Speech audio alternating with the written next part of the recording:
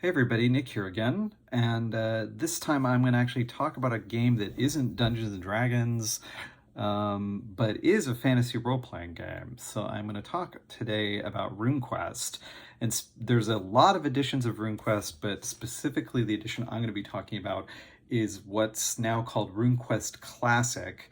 This is essentially the Runequest first, well, and second edition of RuneQuest, as it was originally published by Chaosium, who's the company who originally published the game. And Chaosium now has the RuneQuest is now back with Chaosium, and the most recent edition, which is I believe they call RuneQuest Glorantha, that is being published by Chaosium once again. After a long, complicated history, which I don't need to go into here. So what I am going to talk about, though, is what makes RuneQuest Classic slash RuneQuest Second Edition such a good game. Like, what is it about this game that was maybe innovative for the time, but also still just in terms of what makes it interesting as a game design and as a fantasy role playing game. What are some of the things that are cool about RuneQuest? And so I wanted to just kind of talk about those. So a little bit of just kind of noodly stuff about that. And I'm not going to get into the talk about the history so much. I want to just talk here about the game a little bit, and just have a couple things to say about it. And the reason I'm talking about it is because it uses a game system, the basic role-playing system, which is maybe one of my favorite RPG systems, maybe my favorite RPG system for a lot of reasons. But it's a system that a lot of people might be familiar with because it is basically used in many of the Chaosium role-playing games. It's used in Call of Cthulhu prominently. It's used in RuneQuest, and it has been used in other games that Chaosium had in the past. Games like Stormbringer, Ringworld, and Nephilim, and lots of other games. Some of which are no longer in print, but it's the core system for many of Chaosium systems. Even basically one of my favorite role playing games. Also, this isn't controversial. A lot of people, it's their favorite game. Pendragon, in particular, is based off the basic role playing system, but it's mutated to the specifics of Pendragon, because any good game design is going to tweak a system and customize it for what the designer's goals are, and in Pendragon that was particularly well accomplished. But the core of it essentially functions along the lines of basic role playing. It's just they swap out the D100 dice for the D20 dice, basically. And then there's obviously a lot of differences, but I'm not talking about Pendragon today. I'm talking about RuneQuest. So let me get into doing that. So this is the edition that I have of RuneQuest. So this is the reprint edition of this is, and so we have this woman here killing a monster I forgot the name of this monster. There was a name for that monster, but I forget what it is. And I'm not sure who this particular hero is. But anyway, she's, and this is a famous image. Kind of, I believe this picture was painted by, so this is by Steve Perrin and Ray Turney. I think Ray Turney's wife may have painted this. I can't remember. But anyway, but this is a famous cover, and was used for both the first and second edition. Although there's various versions of this, like the coloring on this they use in different things. But this is basically would have been the cover to the box set that was originally available for RuneQuest. This was a box set that you would have bought. This is now, of course, a nice handy book. And they still have these hardcovers. You can buy them from Chaosium.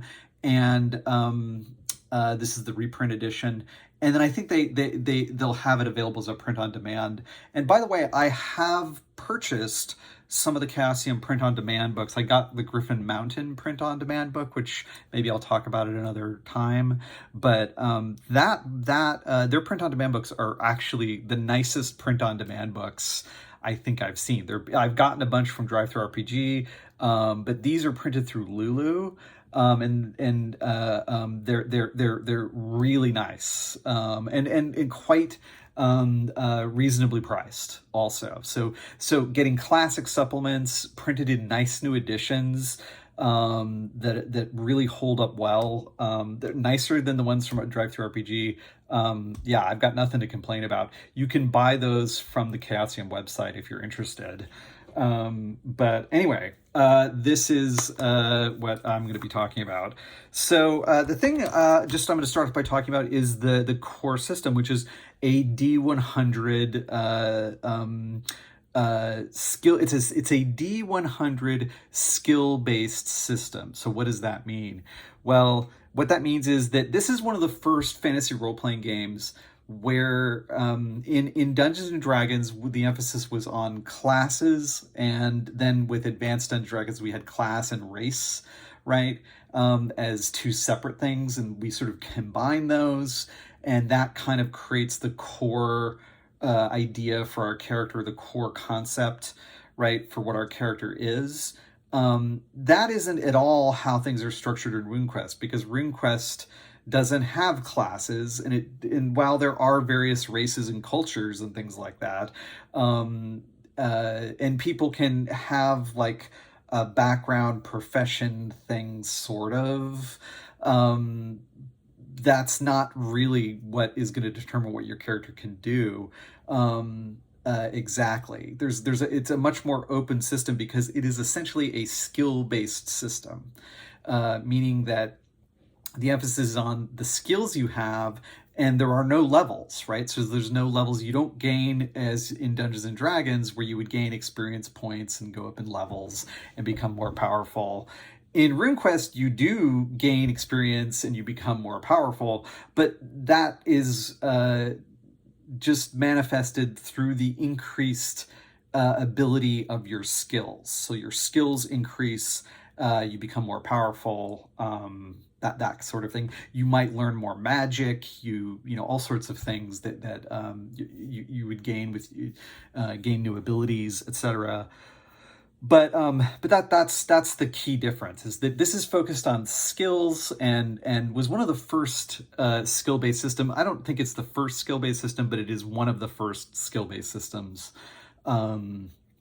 Traveler is before RuneQuest, and Traveler's essentially got a skill system, but it's a pretty rudimentary one.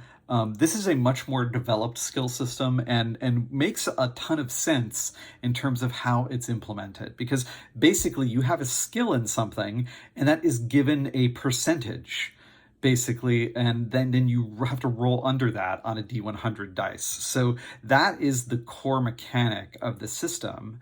And it is, so it's very accessible and easy for people who are not gamers to understand, because I have a sword skill, or and my sword skill is a 47. So I have a 47% chance to hit somebody with my sword. And there might be various modifiers that get applied to that depending on the situation. But in general, that is going to be my percentage chance to hit you. And so I'm going to roll, anytime I want to hit somebody with my sword, I'm going to roll percentile dice and see if I can succeed in making a successful shot. Now, we'll talk later, that doesn't necessarily mean I am going to actually make a successful hit on them, because they also have a chance to defend themselves, potentially. They could dodge or parry my blow if they're also armed. So there is an opportunity for the person to defend themselves. And there's various ways those two roles will interact, which I'll talk about. But basically, so it's a very clear resolution system. So that would be in combat. in just a straight skill roll, like if I was trying to heal somebody using my first aid skill or something like that, then I would roll on my first aid skill, see if I succeeded, and if I succeeded, then I would heal them. Now, also, it's possible that I could critically succeed in doing this, or I could also fumble and really fail my roll. So those are parts of the skill system too. You can critical basically by rolling really well, or you can. Basically, you're rolling really low. That in general in this system, you want to roll as low as possible. If you fumble generally if you roll really high and you fail, right? So if you're rolling above your skill percentage, and if you roll above your skill percentage, you fail. But if you roll, I believe, like 96 to 100 or something like that, that's potentially a fumble. Depends, I think, on the weapon you're using and things like that. But if I'm remembering correctly. Anyway, so I just want to say that core mechanic is really nice. Just having a percentage and making a roll is really nice. Did I succeed in my first aid skill? Make a roll, that's pretty clear. One thing that's nice about that is that the GM doesn't have to do any work, right, for that. In for example, 5th edition Dungeons and Dragons, the GM has to create a target number, right? Like, has to decide, and that's a useful thing and isn't too hard to do. But it is just one more thing the GM has to do, right? And so the idea of creating target numbers for situations and then sort of having that. And this is very straightforward. The GM and the player both really have a very clear, it's just right there on the character sheet. What do I need to roll to succeed? Boom. We don't need there doesn't need to be any further thought about it, really. And while, like I said, there can be modifiers to the situation, just having that just very quick, clean mechanic that's so accessible is really, I think it takes a lot of burden off the GM in various ways. And so, not that, like I said, creating target numbers isn't that difficult, but like I said, when you're already juggling like 10 things, just having one more thing you have to do sometimes isn't always great. So it's nice to have a system that works really nicely and then also alleviates some of those other things, some of the work you're doing. Okay. So that nice clear resolution system is something I really like. So the other thing I just wanted to talk about here is sort of at the center of this game is this is something in video games what they call the core loop. So like, what's the thing in the game that you're going to kind of do as a cycle in the game, right? And basically the game is a skill-based system, as I mentioned. So this is going to involve your skills, okay? And basically you're going to make, when in RuneQuest, if you succeed in a skill roll, you can, the skill has the potential to advance. And you basically make a roll to see if it advances. So the more you use your skills, the more likely they are to advance. Also, the higher your skill is, the more difficult it becomes to advance that skill. So there is a kind of like diminishing returns here. As you're lower, as you have a lower level skill, it's easier to learn stuff. But as you attain mastery, right, there's less, it becomes progressively harder to become even better, right? So because you become very competent already, and now you're sort of then becoming like even more competent potentially.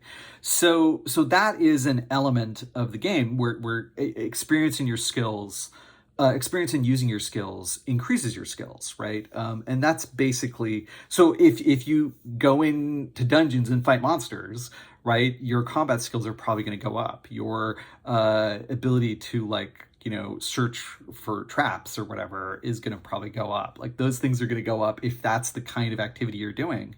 But the thing is, RuneQuest isn't just interested in dungeon crawling, right? Because the skills are a variety of different skills. So you could have skills in all sorts of different things, right? So, if your skill is in falconry or something like that, then your falconry skill can be the thing that goes up. Like if you're just going out hunting with falcons, that's fine. So any skill can increase for whatever activity that you're doing. And that's one thing I think that also is liberating from the game. The game doesn't just force you into a certain kind of activity like dungeon crawling, right? It's a much more open system. And I think that back in the day, people who were bucking against Dungeons and Dragons, a lot of people gravitated toward, a lot of people love D&D, and I love D&D, but there's always been those people who were like, man, I don't want to just go into dungeons. I want to do all this other stuff. In early editions of D&D, were very dungeon focused. Let's just be clear about that. You could do other stuff, and AD&D certainly had tried to open things up a lot more, right?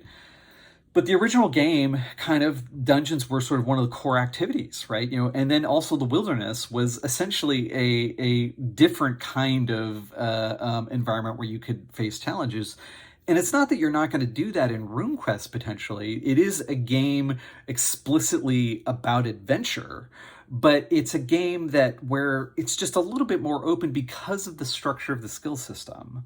You're not necessarily, and you're not getting experience points or things like that. You're just using your skills, and your skills are getting better. Now, there's another aspect to this too, because gaining monetary rewards in RuneQuest actually also has a very strong function. So just as in Dungeons and Dragons, where you're getting monetary rewards, but in D&D, in early editions, those monetary rewards could essentially be that they were monetary rewards because they were a reward in and of themselves, right? You're getting money, right? But also in early editions of D&D, money, sometimes also gold, meant experience. And actually gold pieces equaled experience points, right? So that as you got lots of gold, you became richer, you became more powerful, right? So that those things kind of oddly went together. So in RuneQuest, though, that's not at all what's happening. Monetary rewards are not experience points, right? They are just money, but that money can be used to purchase something that's very important for the game, which is training. So you can purchase training from various factions or organizations that exist in the game world, right? And these can be warrior societies, can be temples, can be all sorts of different organizations that might exist that have, it could be guilds or things like that have specialized knowledge that just the everyday person isn't going to know. So you would go to that. If you want to know a particular healing spell, you would have to go to the temple where they know that spell, right? And then, so you go to the temple of the earth goddess and you go learn the healing spell that you're looking for. And maybe to do that, you have to pay them a tithe. You have to pay them money to sort of gain access to this knowledge. So you see that monetary reward immediately then has a benefit because it goes into training. Training increases your skills. And there's set costs for training for all of these skills in the game, so that the GM kind of will have an idea of how much these how much the player's going to have to pay to get this spell, right? From that temple. So that's part of the core loop, right? So where the money comes from, that doesn't matter. It could be just doing jobs, right? Somewhere in a city. It could be going into a dungeon and getting loot. It could be whatever monetary rewards the GM wants to set up in the environment. That's actually perfectly fine. It doesn't need to be dungeon rewards, okay? So that's actually, I think, important. Although it could be dungeon rewards, that's perfectly fine too.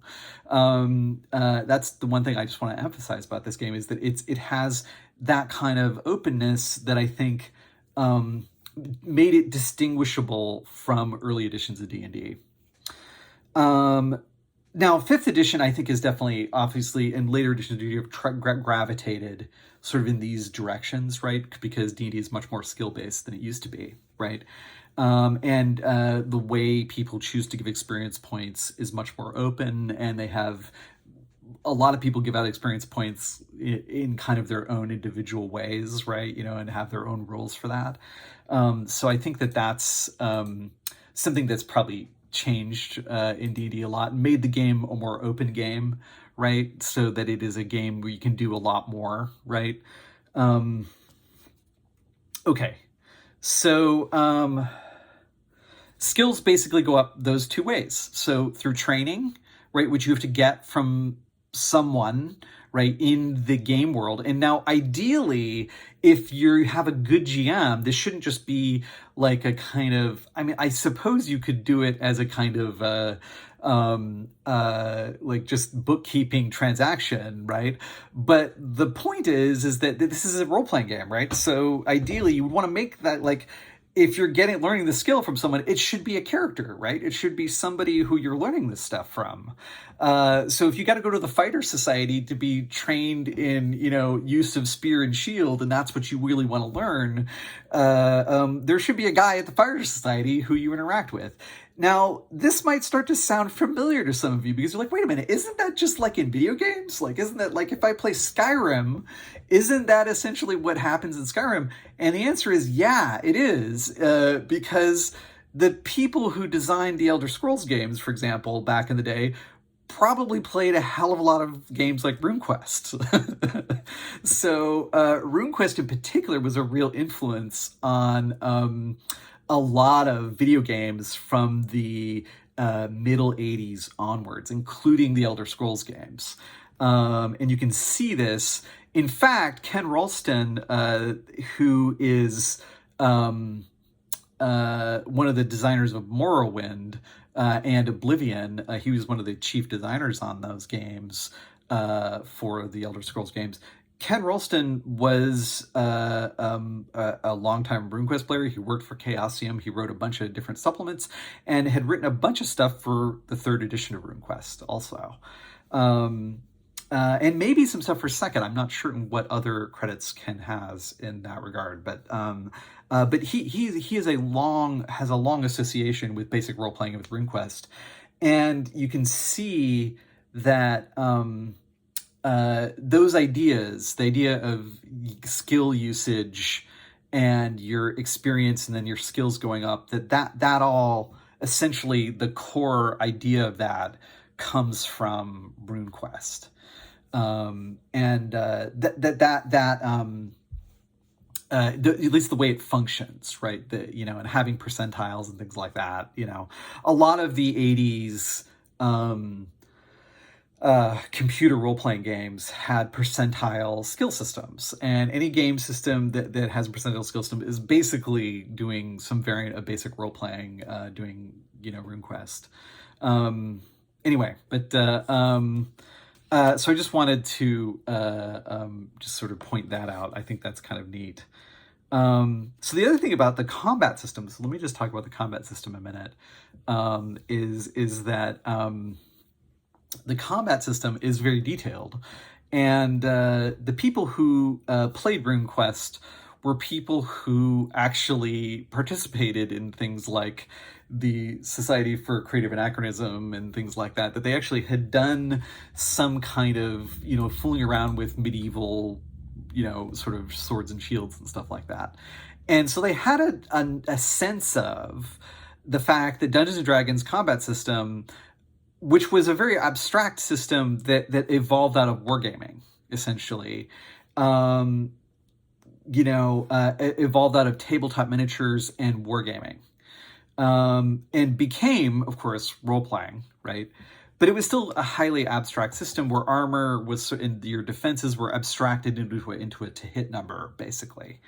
And that's a nice little system in some ways. There's a lot of like neat things about that.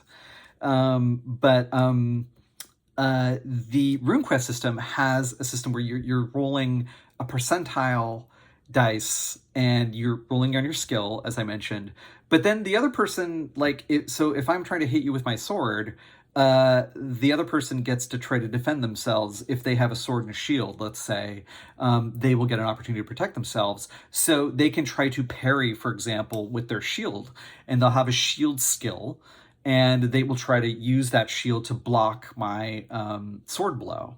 And if they do that successfully, then potentially I might not do any damage to them because they warded off my attack by parrying. That is one of the things about if you are fighting against somebody and you have two people who are fighting each other and they both are similarly armed, one of the main things that's going to prevent you from being, especially if they're trained fighters, for example, one of the main things that's going to prevent you from being able to hit the other person is if they also have a weapon. Okay, right? So if they also have a weapon, that's going to, and if they know how to use that weapon potentially, that's going to be the thing that's going to make it difficult for you to get in there to just hit them, right? And so that observation, right, is actually really important. So even if you don't have any armor on, right, even if you don't have any armor on, you then have this weapon that can be used to defend yourself, right? Because you're going to try to prevent this person from even getting anywhere near you, right? And you're going to try to block any attempts that they come in. That's basically what we call a parry in the game, right? You could also choose to dodge. Dodge is basically where you're just trying to get out of the way of somebody's blows, and you're not really attacking them. You're just trying to get out of the way. Parry suggests a potential engagement so that you actually are engaged in a melee with the person where you are engaged in an ongoing sort of fight with them. So you would potentially get an ability to strike them as well. And that's determined, what order that happens in is determined by what in RuneQuest is called a strike rank, which is RuneQuest's own idiosyncratic initiative system, which I'm not going to go into here, but it's fairly detailed. So it takes into a lot of different factors about determining what's going to determine where you strike, in what order, right? And some of your actions may increase your strike rank and things like that. But that's basically what happens here. And a lot of it has to do also with the kind of weapon you have and all sorts of stuff. Okay. But so the combat system is more detailed in some ways than Dungeons & Dragons system, certainly much more detailed than the D&D system as it existed in 1978 when RuneQuest first appeared. Like I said, D&D was very abstract. The nice thing about the D&D combat system at that time was that it moves very quickly. The RuneQuest system does move quickly, but there is more detail. So there's more rolling, and it's going to be a little slower if, for example, because the other thing about RuneQuest is that the person gets an opportunity to defend, but then also they have armor that protects them. So how do we factor in armor? Because armor doesn't factor into the parry roll or anything like that, or a dodge roll. Armor basically subtracts from damage that you take. So, and that's RuneQuest was one of, I think, the first games to do that. Maybe, I don't know if it was the first game to do that, but armor essentially it reduces the damage you take. So there's a number that is associated with the armor you have. And that number basically is subtracted from the dice roll, right? From the hit roll that you have.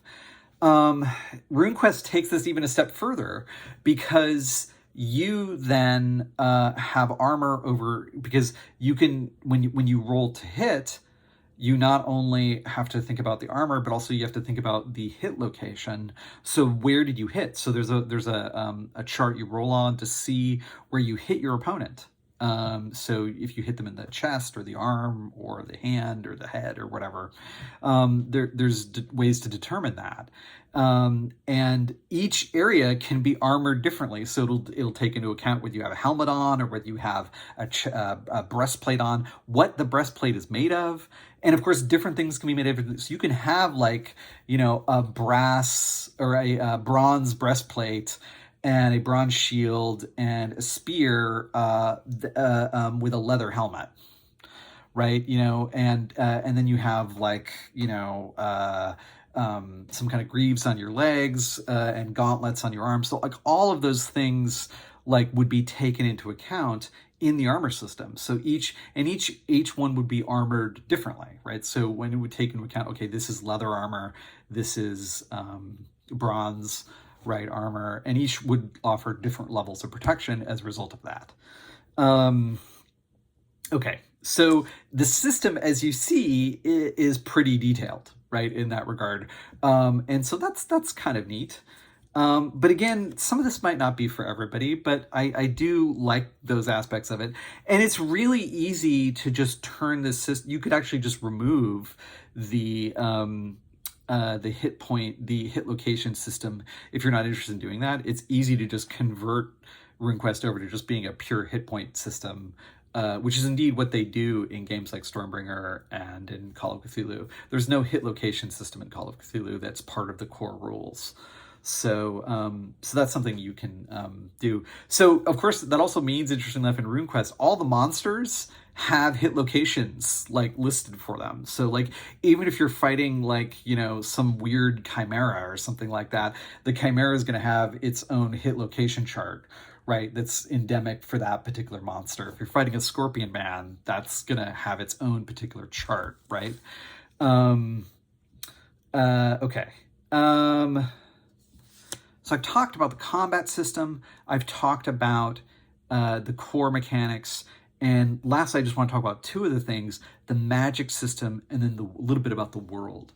And the magic system is kind of super fascinating because it's broken into two types of magic. There's what's called basic magic and rune magic. And you think, oh, wait, RuneQuest, does that tie into the name of the game? Yeah, we'll get to that in a second. So basic magic is essentially magic that is essentially what in D&D, or they're similar to what in D&D might be called cantrips.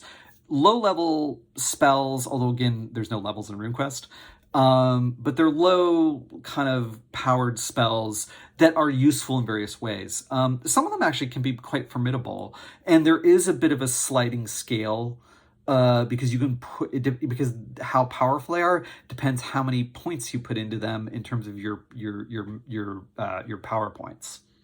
So you're going to put in, if you put in more points, the spell potentially can become more formidable. And different spells cost different amounts of power points depending on how powerful they are. So that is a thing in RuneQuest also.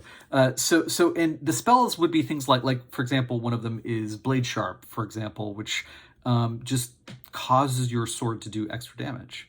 It's basically an extra damage spell you put on your sword. And there's all sorts of little spells like that will have various small mechanical effects on the game and allow you to do various things. The nice thing about basic magic is also it's established that this is magic that is not something that's practiced by wizards and towers. This is magic that is sort of known to various cultures and various institutions and might be somewhat like there'd be certain spells that might be fairly widely available to the culture. So this suggests a world where magic is widely used, although it is controlled. I mean, it's not just like people are just innately just know about magic, but it is like, widely available, to people in certain professions and cultures and things like that. So depending on the culture and like, in certain professions, certain people are going to know certain spells. That's just how it is. So that suggests a very interesting world, a very magical world in a lot of ways. Now, the more powerful spells are the rune magic spells, and those are spells that are associated with the runes. And the runes are essentially the building blocks of creation, right? So that the world itself is a manifestation of these runes, which sort of are the underlying like source code of reality, right? And what's interesting is that the gods themselves are affiliated with one or more runes as well. The gods themselves possibly are manifestations of these runes, right? So that, if you have a fire god, that fire god is associated in some way with the fire rune, right? And so, are the runes more fundamental than the gods? Probably, because there seem to be, gods can come and go even in the game, or in the, so that there can be, multiple fire gods even, so that but they all associate with this particular rune, which is the underlying source of all of their power, because that's the source of creation, right? So I think that's one of the ideas that's in sort of embedded in the game. Although a lot of these ideas, which are really important ideas, are not often explicitly stated. So what's interesting is that this led to a lot of fan speculating and thought about RuneQuest and about the game world and whatnot. And we'll talk about Glorantha, which is the setting that is connected to RuneQuest. So there's a lot of sort of, I think, people who developed different opinions about things and stuff. Of course, it was a game, right? So everybody was making their own version of Glorantha, right? They're playing their own version of their RuneQuest game world, and they came to different conclusions about what the relationships of these things were, and so so there got to be kind of a sort of esoteric, I think.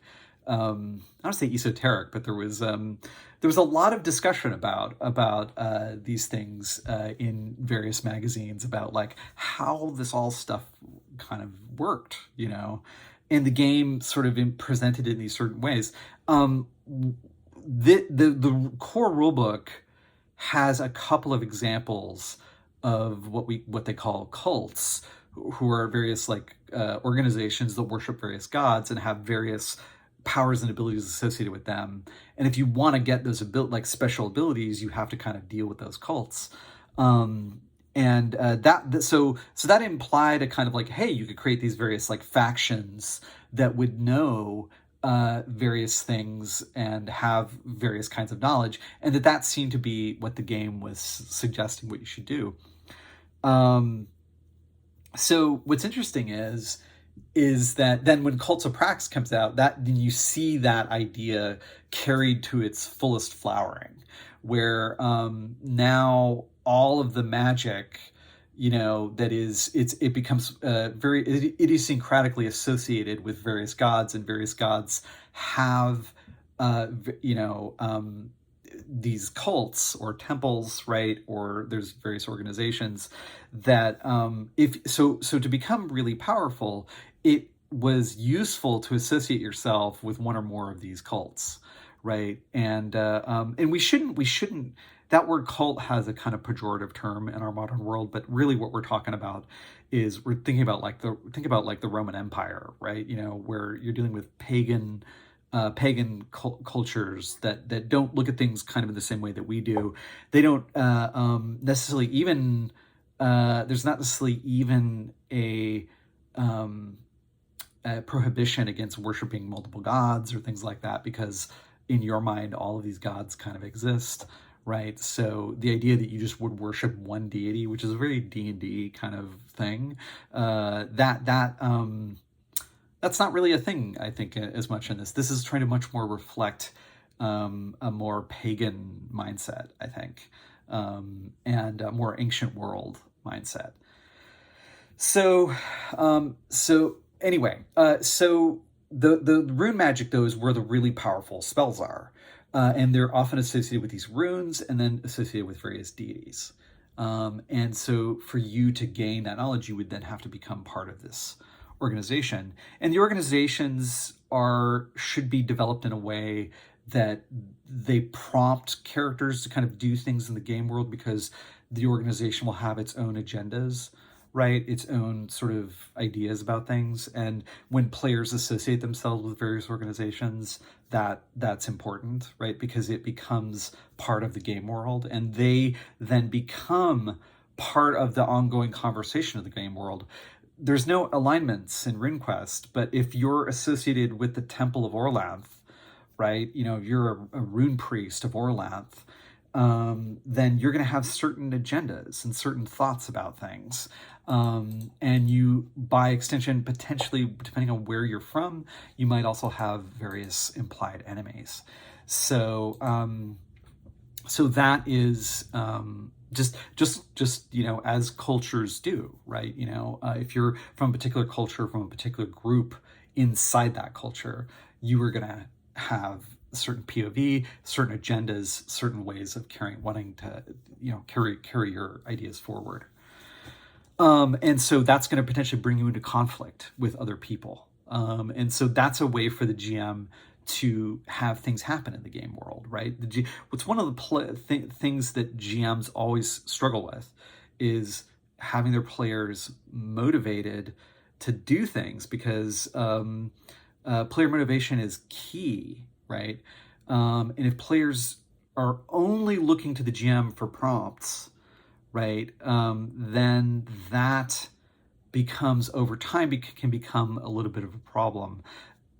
Player-directed play is usually the most satisfying kind of play, in my experience. But I mean, various people have different opinions about this, and I'm not saying that railroading or things like that don't have their place. Railroading is also kind of a pejorative term, but what I mean is, let's maybe not use the word railroading. Let's say GM-led play.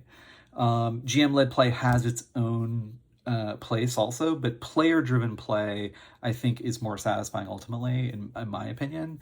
RuneQuest, I think, is a really nice system because it allows, like, it would be a very good system for essentially a sandbox player-driven play, which is one of my favorite kinds of play, where the GM doesn't have an agenda so much, but it has, you know, has a bunch of kettles burning, and the players can kind of interact with those kettles, you know, and that's a lot of fun.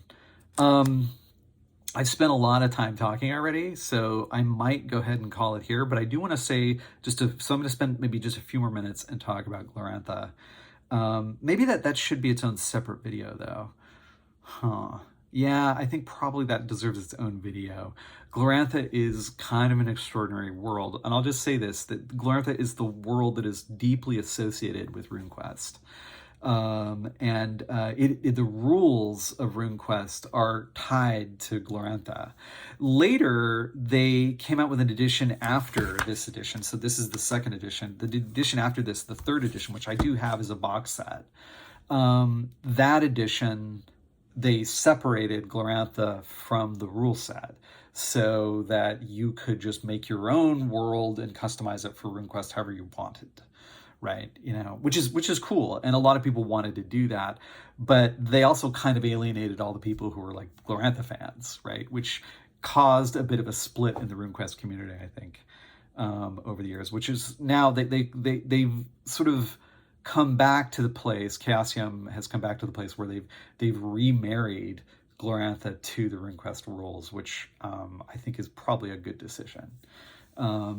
Anyway, Glorantha is an extraordinary setting on its own, and it's a Bronze Age mythic setting that ties into the game and the game system very well. So, okay, I'm going to go ahead and call it there, but hopefully this was interesting. It was me rambling about RuneQuest for 40 some odd minutes. So if you enjoyed this, great, and I'll see you next time.